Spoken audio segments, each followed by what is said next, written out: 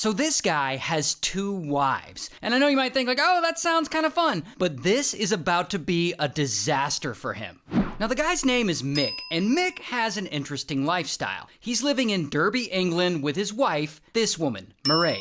But then at some point, he also moves his mistress into his home, this woman, Lisa. And so they all live together there like one big happy family, so, good for them. But as the years go by, Mick keeps getting Mairead and Lisa pregnant. So they keep having Mick's babies, and eventually they have a bunch of kids. Here's the thing about Mick, though. Mick doesn't work. Like, he doesn't have a job. He lives off the government. In fact, all of his income comes from welfare benefits. And with every new kid he has, he gets a little bit more money from the government. Not to mention, the house he lives in is also public housing, so that's paid for by the government too. So bro is just mooching. Now eventually, over time, Mick, Mairead, and Lisa, they end up having a total of 15 kids. 15 kids. Which means there are 18 people living in this house. Mick, Mairead, Lisa, and 15 children, and they're all living in this 3-bedroom home.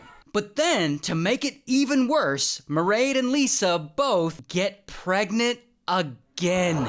So what does Mick do? Well, he officially puts in a request for the government to move his family to a bigger house to accommodate for his comically large family. Now, this is such a wild request that it actually makes the local news, and people hear about it and they're really pissed off at Mick. They think he's taking advantage of public services, which, yeah, he is. And so Mick starts getting a lot of hate publicly and a lot of local media coverage. But he ends up kind of liking the attention. Like, it feels good to him. And he ends up going on this Jerry Springer type talk show called The Jeremy Kyle Show. Wife number 1 comes to spend the night in the caravan, and then the next night, wife number 2 comes to spend the night. Oh, yes, great stuff. Yeah. And then he ends up being in this documentary, and that gets pretty contentious. You're a coward. Let's do as a coward.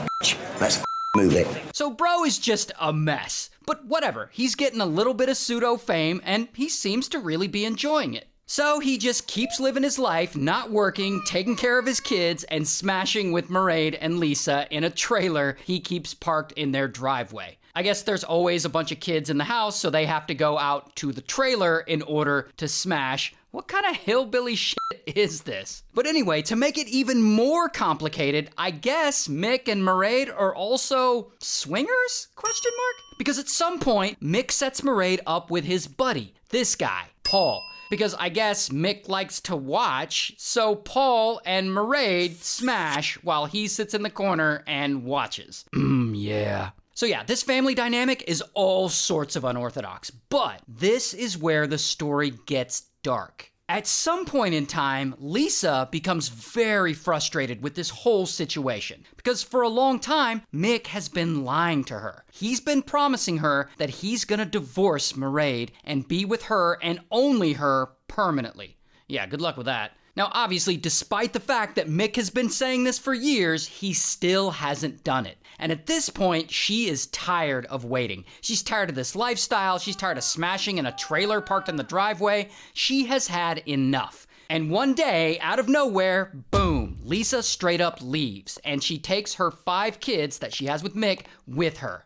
Good for her. And so, as you can imagine, Mick is pissed. I mean, he doesn't want Lisa to leave him. He can't have that. But more than that, he definitely doesn't want to lose custody of the kids because that will affect those sweet benefits payments he's getting from the government. And so Mick comes up with this wild plan to be able to keep the kids and all the government benefits. First, he'll start a fire in the house while everyone's home. Then he'll swoop in and heroically rescue his and Mairead's kids. Then he'll frame Lisa for the arson. He'll say she started the fire and tried to burn the house down. That way she'll get in trouble, she'll go to prison, and he'll get to keep all 15 of the kids, and he'll keep getting those welfare checks.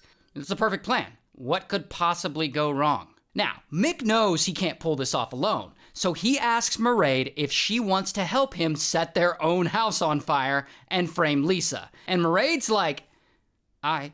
Then he asks Paul, and Paul agrees to help too. So a few months later, after Lisa has moved out, he sets his plan into motion. Now, on this particular day, there are only 6 kids in the house. Mairead's kids. The rest either moved out with Lisa or they're staying elsewhere. And so it's really early in the morning, and Mick, Mairead's kids are all inside, and the kids are all still asleep in their beds. And so Paul, he comes over to Mick's house, and he has a can of gasoline. And he goes inside and he pours it at the foot of the stairs. And kaboom, he lights the place on fire. And as soon as everything's ignited, Mick and Mairead, they run outside and they watch as the flames engulf the house. So everything is going as planned. So Mick, he calls 999, which is the UK's 911. And while the fire service is on their way, now it's time to swoop in and rescue the kids and look like a total hero. So Mick and Paul, they try to run in the house, and immediately, pow, they're hit with a thick wall of smoke and heat. The fire has already gotten too big, too fast, and they try again and again, but there's just no way they can safely get inside. And as much as the fire and smoke are keeping Mick out, it's also keeping the kids in. They're trapped. They're trapped, and there's no way for them to escape. Now remember, Paul poured the gasoline at the foot of the stairs, which is their only path to the front door. And so the flames are just too big for them to get around. So one by one, they all succumb to smoke inhalation. And one by one, they all end up unalived. 5 of them die in the house that day, and 1 of them dies 2 days later in the hospital. Now, this was not the way the plan was supposed to go, and Mick and Mairead, they don't know what to do. So they keep the lie going. They tell everyone that they're devastated, and they hold a press conference and they put on this whole show for the cameras. I've actually been down to our home, and what we saw, we just cannot believe it. And so, because their home is now burnt down, Mick and Mairead are put up in a hotel. And now remember, the fire initially started near the bottom of the stairs, inside the house. And police, during their investigation, they learn the fire started inside the house, and they get suspicious. Suspicious of this whole incident. And detectives end up bugging the hotel room that Mick and Mairead are staying in. And during their surveillance, they overhear Mick, Mairead, and Paul in the hotel room. They actually overhear them smashing. I mean, they literally hear them smashing. But more importantly, they hear them talking, trying to get their story straight. And so, boom, they arrest all 3 of them. And I don't have mugshots, but here's Mick in real life. And they end up going to trial, and they're all found guilty, and Mairead is sentenced to 17 years in prison. Paul is also sentenced to 17 years in prison, while Mick gets life. Good.